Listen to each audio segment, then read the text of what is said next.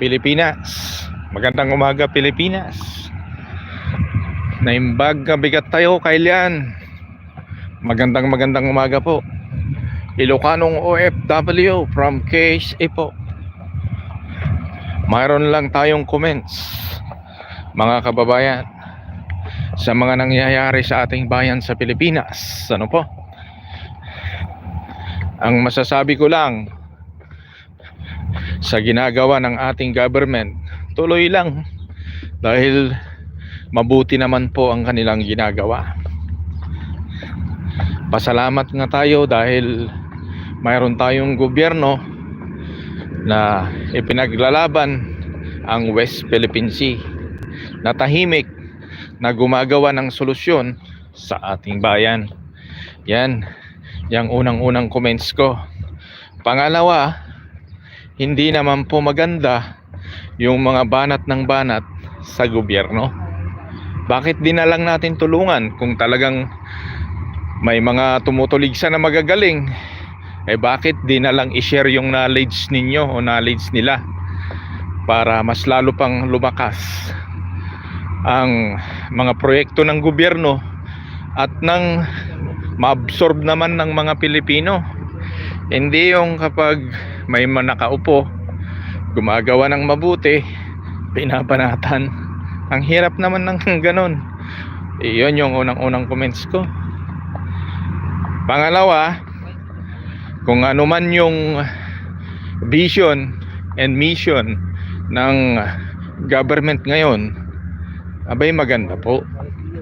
Una, nakikita naman po natin yung pagpapabago ng mga armas ng ating Pilipinas para may proteksyon. Para kung sakaling may mag-invade sa atin, meron tayong armas na maitutulong sa ating mga allies. Kasi sa ayaw at sa gusto natin, hindi natin kayang ipagtanggol ang ating bansa kahit sino pang umupo na presidente ng Pilipinas. Pero maganda yung moves ng Pilipinas ngayon. Pangalawa, sa ekonomiya, lahat naman po ginagawa ng ating current administration para tumaas ang antas ng ating ekonomiya.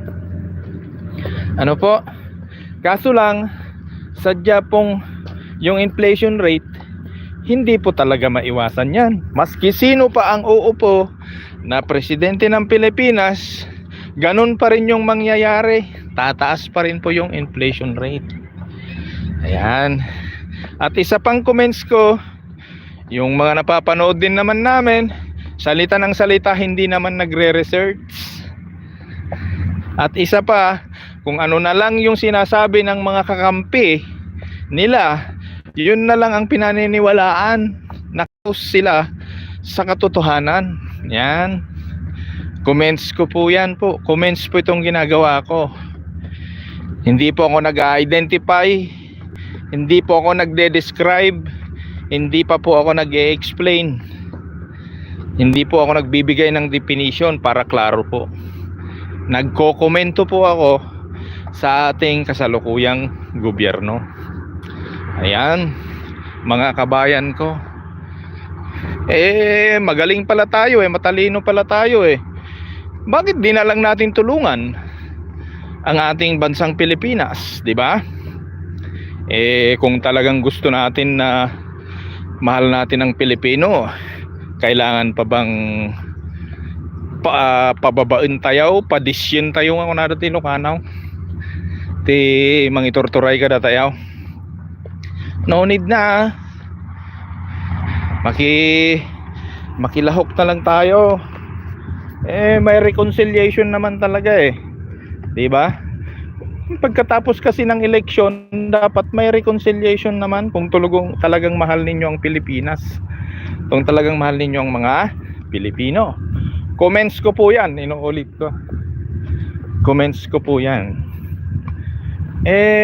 Ganun kahit saan ka manood or mga previous, nakikita mo na nga na may mali sa mga nagawa, hindi pa rin inaako yung mali, tapos pinipilit mong ikaw yung maging tama, itwist mo yung mali,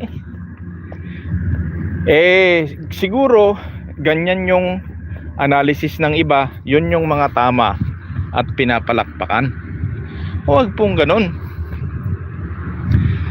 kasi mahal natin yung ating mga anak. Kasi yun na lang yung sasabihin ko, kasi hindi naman ako membro ng mga, hindi naman ako public official. Yun lang yung nag-govern ko pamilya ko, yung mga nasasakupan ko sa trabaho ko at dyan sa Pilipinas, yung aking mga kinaaniban na pananampalataya. May mga instances din naman na nag-govern ko. So ganun po yung masasabi ko. Kasi sa tuwing manonood ka ng mga vlogs, kasi nandito kami sa KSA, tuwing manonood ka, para bang wala na lang ginawang tama yung government natin. Natatawa na lang ako.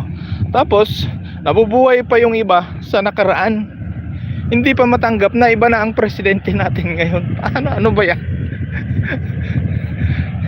Sa akin lang, kung ayaw kong tumulong sa gobyerno, magplano na lang ako ng tahimik, tapos ilalatag ko pagdating ng eleksyon. Kung ayaw mong tumulong, kung talaga namang genuine yung pagmamahal mo, pagmamalasakit mo sa bayan, mag-reconcile na lang at tulungan ang mga namumuno at maglatag ng mga proyekto at i-implement.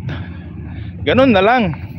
Kasi ang ganda naman yung ginagawa ng gobyerno. Yung executive minsan bumababa, nilalapit na yung gobyerno sa mga sitio, barangay, bayan, lalo na sa mga liblib. Hindi pa ba sapat yun, di ba? Magandang simulain.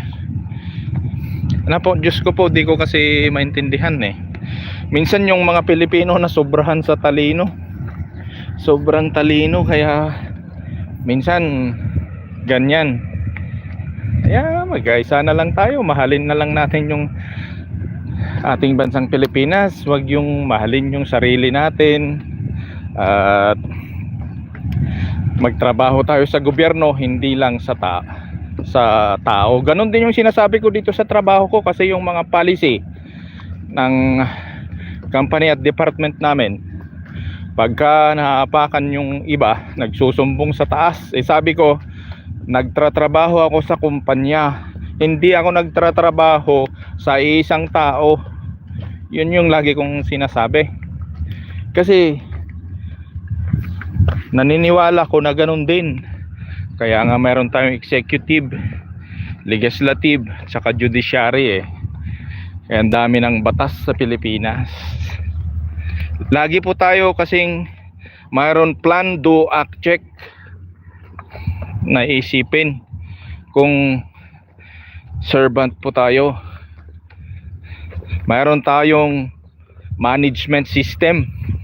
Ayan, dapat ganon. Ano po? Tapos ina-identify natin nasaan ang problema.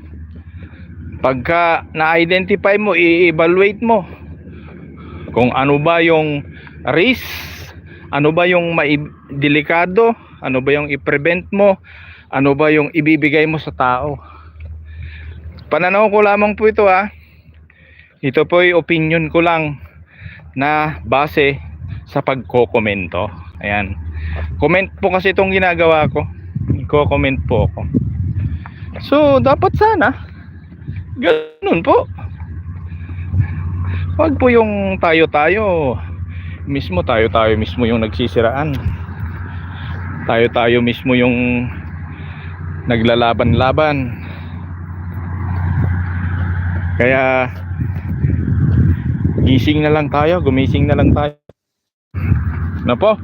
So hanggang dito na lamang pong vlog kong ito. Sana po meron po akong na-share sa inyong lahat. God bless everyone.